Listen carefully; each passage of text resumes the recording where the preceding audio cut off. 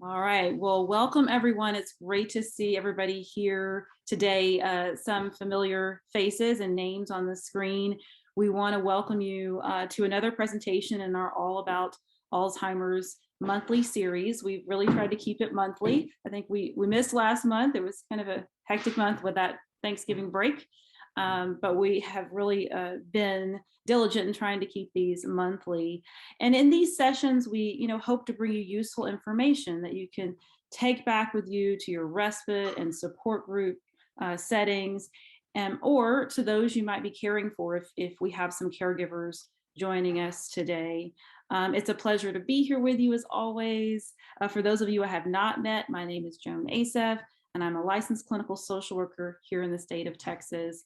I've spent most of my career working with older adults in a wide array of settings: skilled nursing facilities, hospice care, home health, psychiatric care, and private clinical practice. So I always forget to say, but I really want to emphasize, if I can be a resource to any of you on the call, especially in those areas of practice that I just mentioned, please feel free to reach out to Claire and she can connect you with me. Or she can give you my direct email address and so forth, so we can stay connected, because I'd love to be a resource to any of you.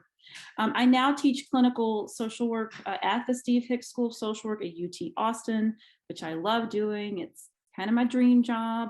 I have worked extensively with individuals and caregivers going through the very difficult challenges of Alzheimer's disease and other dementias. And I just want to recognize the selflessness and painstaking work that you do in so many ways to support those impacted by this very difficult disease.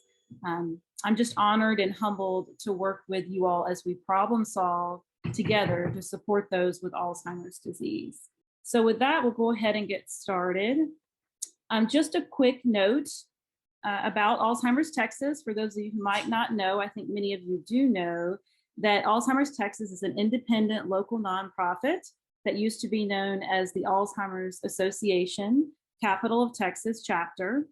They have been a privately funded voluntary health organization since 1982, serving Central Texans with Alzheimer's disease and their caregivers. About 3 or 4 years ago, Alzheimer's Texas broke away to form their own nonprofit and decided to focus 100% of their funds and efforts here in Central Texas. However, Alzheimer's Texas maintains the same level of commitment, providing support, education, and advocacy for those affected by Alzheimer's in our community. Currently, Alzheimer's Texas reaches about 16 counties. So through the pandemic, we have also been able to reach a broader population in Texas through a virtual platform. So in summary, Alzheimer's Texas continues to carry out its vital mission to eliminate Alzheimer's disease and related disorders through the advancement of research and to enhance care and support for individuals, their families, and their caregivers. So what do we hope to learn today? Well, we want to understand risk factors for increased depression, stress, and anxiety for caregivers during the holiday season. We want to learn strategies for cultivating resilience and joy for dementia caregivers and those living with dementia during the holiday season, and to identify specific steps caregivers can take to practice proactive self-care during the holidays. We also want to think about, and this is what we always do, right, and share ways we are supporting ourselves and caregivers to experience better mental health and well-being during the holiday season. So while the holiday season can bring joy, it can bring tradition, it can bring celebration and meaning for so many people. I'm sure many of us on this call have those feelings during the holiday season. We also know that many people experience less than positive thoughts and feelings during this time of year. Generally, we know that many people experience feeling overwhelmed, anxious, or sad during the season. Many people struggle with fatigue, financial concerns, unrealistic expectations, losses, grief, and loneliness. Some folks either experience time with family that is stressful for some reason, sometimes due to a history of unresolved conflict with family members, or they might be unable to spend time with family, especially in the time of COVID. We know that that makes spending time with family especially challenging. In fact, I just had to cancel an event with a family member this evening because a child in the family was exposed to COVID. So we're just, under that constant stress. We also know that changes in the weather and decreased daylight can cause decreased mood and mental health challenges for many people this time of year. It's cloudy, it's rainy. Sometimes this impact is so severe that someone can experience what is called seasonal affective disorder, where they really have a high level of symptomatology around being in this season and the weather and the changes to the environment that they're in. We all know that the holiday season can be difficult for many people, but we know it can be especially challenging for caregivers and those living with dementia. We know a sense of loss can be exacerbated by the fact that their loved one is not the same as they were during the holidays, during prior holidays. For example, maybe the person with dementia is the matriarch of the family and would always throw a big holiday party.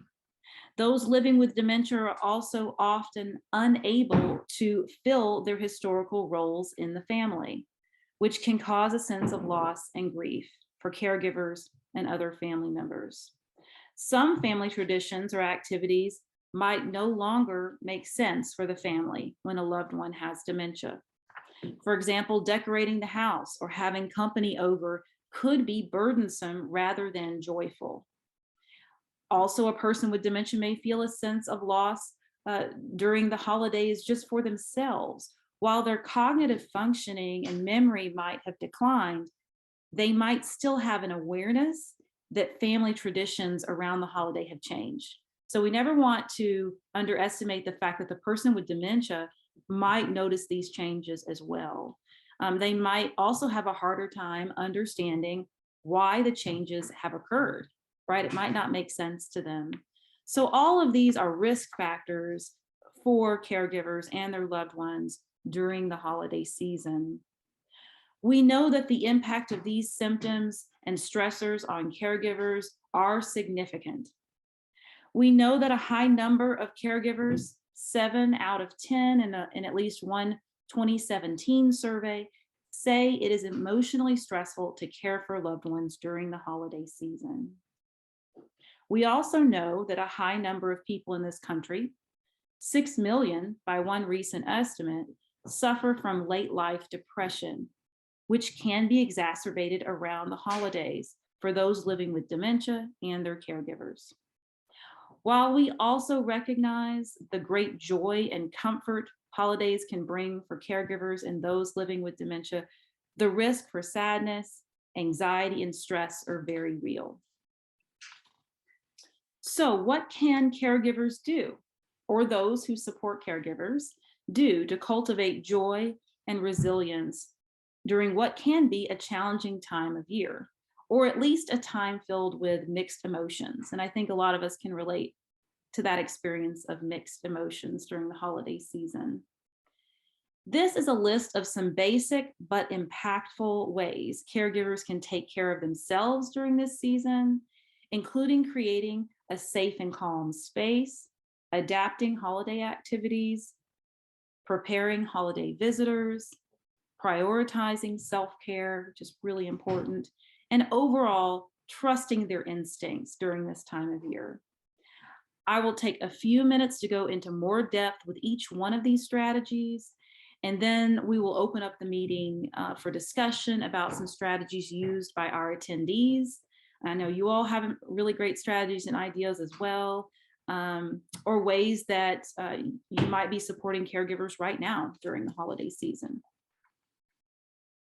All right, so it's always important to create safe and calm spaces for folks living with dementia, but it is especially important during the holidays. It can be helpful to tone down decorations, such as those with blinking lights or large displays that could be overstimulating or confusing for the person with dementia. We also want to avoid decorations that cause clutter, produce an unfamiliar environment, and or increase the risk for a fall or generally a disorienting experience. It's also especially important to avoid some of the safety hazards that come along with the holiday season that are difficult for people with dementia to accurately assess. These include things like burning candles, which is very common practice for many faiths, fragile decorations, that could break and cause cuts or injury, and items that look edible but are in fact not edible. Even an unsecured tree could be hazardous to someone experiencing confusion. Taking these precautions can significantly reduce the level of stress for the person with dementia and the stress experienced by everyone in the social support system. We also know, of course, that music is very therapeutic. It's an evidence-based therapeutic method for all kinds of mental health challenges. Playing a loved one's favorite music during the holiday can create a calming and peaceful environment. It's important, however, to monitor the volume of the music and other auditory stimulation that might be present in the environment. As we know, many settings during the holiday can get very loud with carolers or doorbells ringing and so forth. Caregivers or family members that are helping caregivers could put signs on the front door, directing holiday visitors on how they wish others to interact with their home, such as calling when you arrive, rather than knocking on the door or ringing the doorbell. These simple steps can make such a difference. And again, the overall goal is to really reduce that stress level that caregivers are experiencing during the holiday, and patients or those living with dementia are experiencing as well. So these strategies can go a long way. So what are some other ways that we can do this? Well, one is adapting holiday activities. And in fact, adapting holiday activities is probably one of the most impactful ways caregivers for those living with dementia can take care of themselves and others during the holiday season. These are just some of the ways. So there's many ways, right? But these are just some of the ways holiday activities can be adapted to be more manageable, enjoyable, and aligned with the capabilities of the person with dementia and what's actually possible for both the caregiver and the person living with dementia. First, caregivers can adjust holiday meals. It's a pretty simple step, but it can go a long way. It can be helpful to pick a few of the family's favorite meals or recipes rather than cooking a really large meal. Consider eating out or asking others to help with the cooking and cleaning, right? If resources allow, pre-order food that can be heated up and eaten later. Caregivers should also feel comfortable if they decide to simply limit the festivities, right? To just say, we're not doing as much this year. And that's totally good and fine. Caregivers should give themselves permission to cut back on their role and to be very vocal about what they are comfortable with, generally doing, such as how many holiday gatherings they wish to attend and where.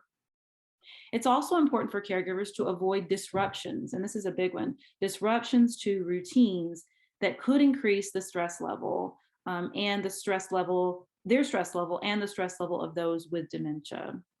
Caregivers should be supported to plan a gathering or event at the best time of day for them, for both the caregiver and the person with dementia, to help keep those daily routines intact. If caregivers decide to take their loved one on holiday outings, it's usually best to keep them brief and to let others know that they might need to leave early. Caregivers can ask hosts if there will be a place where the person with dementia can rest Take a break and get away from any loud noises or overstimulating environments. For caregivers, family members, and the person with dementia, joy and resilience can be cultivated by engaging in holiday tasks together and focusing on the task rather than the outcome. For example, mixing batter and decorating cookies together can be fun for everyone, even if an ingredient was missed and the cookies didn't turn out the way everyone thought they would.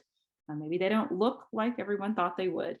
It's totally fine, right? It's more about the joyful experience rather than the outcome, if that makes sense. Keeping things simple and expectations managed leaves more room for joyful experiences for everyone, even in the face of cognitive impairment. Finally, it can be wonderful to start a new family tradition. Now, I don't want to minimize in any way the pain that can be so difficult to experience when we know that loved ones are no longer able to engage in their prior traditions around the holiday. But building a new tradition can bring hope and joy for many caregivers and people living with dementia. Even starting a tradition of celebrating at a long-term care facility or assisted living can be very joyful, and other residents can be included in the celebration as well. And when I worked as a director of social services in skilled nursing facilities, I saw this all the time, where maybe a large family brought up a huge meal and we had a big holiday celebration right there in the lobby where other residents were involved and invited. And so even though it's not the same, right, there's still that grief around what isn't possible anymore. There is this hope and joy that can come from what is possible. So another helpful strategy for caregivers. And at the end of our presentation today, I definitely welcome everyone to share other strategies, because this is not a comprehensive list. These are just ideas to get us thinking and to get us started. Another helpful strategy that can go a long way towards reducing holiday stress for caregivers is preparing holiday visitors. One way to do this is to provide potential guests with an update about changes to your loved one's memory, their appearance, and or their abilities. This can be done by text, it can be done by phone call, email, holiday card, or letter. And I know some people around the holiday season will actually write a very long letter to their family members, and that might be a good time to include information about changes to your loved one living with dementia. If caregivers feel comfortable, they can provide a recent picture to help visitors have a better understanding of these changes and to process their feelings about those changes prior to their visit. And that can be really helpful so that family members don't show up kind of processing their reactions to the changes in real time. And while that still might happen, preparing visitors in advance can help reduce some of the potential for painful processing during the holiday event. Caregivers can also let visitors know about the best ways to communicate with those living with dementia, such as ways they can listen patiently, not asking the person to recall specific family memories, not correcting errors, and not interrupting. So really giving visitors the tools to communicate effectively. Caregivers can also be proactive by suggesting activities that are appropriate and inclusive of the person with dementia and planning those activities ahead of time. Guests can be asked to bring specific items that support the planned activity and the person with dementia. So this is a really important strategy, of course, and I know we talk about this all the time. And taking care of yourself as a caregiver is especially important around the holidays. It's an essential strategy for cultivating this joy and resilience that we've been talking about. I know this sounds basic and obvious, but I also know that it can be extremely difficult to prioritize self-care when we are taking care of someone living with dementia and trying to engage with others around the holiday season. The golden rule, of course, is that caregivers must fill their self-care tanks first. We don't expect our cars to run on empty, and we can't either as caregivers. If you are a caregiver, consider what would lift your spirits. For example, inviting holiday visitors who you know will bring a positive attitude or positive energy. This can go a long way towards increasing a sense of well-being. Pick and choose which activities or traditions are most meaningful or important, and keep in mind that you just can't do it all, right? It's just not possible. If you receive invitations to events that the person with dementia cannot attend, consider going yourself, enjoying that event yourself. Maybe you can ask a friend or family member to spend time with the person while you're out, if that's possible. During the time of COVID, I know that makes it more complicated, but now with vaccinations, that may be possible. Managing others' expectations is also crucial for caregivers during the holidays. Just because a caregiver has always been the person in the family to host everyone and prepare a big meal, that doesn't mean that they should be expected to do this while they're caregiving for someone. That's really an unrealistic expectation. Caregivers should feel supported to say no to various tasks and to delegate tasks during the holiday to others within their social support system. And last, but certainly not least, caregivers should find time for themselves whenever possible. Again, I know that's not easy, but it's also an essential part of effective coping during the holidays. Caregivers might even ask their loved one's doctor or healthcare provider for formal respite care services for a few days during the holiday season, just to catch their breath, make plans, and rest, just to actually get some rest. If possible, caregivers can also ask family members or friends to stay with a loved one while they go on a holiday outing and fill their tank with some joy, right? That's what we're really trying to accomplish. And again, last but not least, it's vital for caregivers to trust their instincts during the holiday season. As I mentioned, it's important for caregivers to set their own limits and be clear about them with others, and to feel confident in setting those limits. They don't have to live up to expectations of friends and family, especially during the holidays. Also, celebrating the holidays in ways that are personally meaningful to the caregiver and the person living with dementia will increase the joyful experiences and the resilience during the holiday season. Finding ways to include the person with dementia in holiday activities can diminish feelings of sadness, grief, and loss. It's important for caregivers to find activities that are simply fun and enjoyable for them. For example, if walking through the neighborhood, looking at holiday lights is enjoyable, then that's all you might need. My neighborhood right now is just decked out with holiday lights. I mean, you could really have a parade, of lights, cars coming through in this neighborhood. And so maybe that's all someone really needs to feel joy. Bigger, more complex holiday tasks or events are not always better when supporting those living with dementia and their caregivers. Before we kind of wrap up, I do want to recognize that there is significant variance across faiths and across culture in terms of how the holidays are celebrated and how they are prioritized. So I do want to recognize that it can be more challenging for some folks based on their belief systems to just simply set these limits that we've been talking about.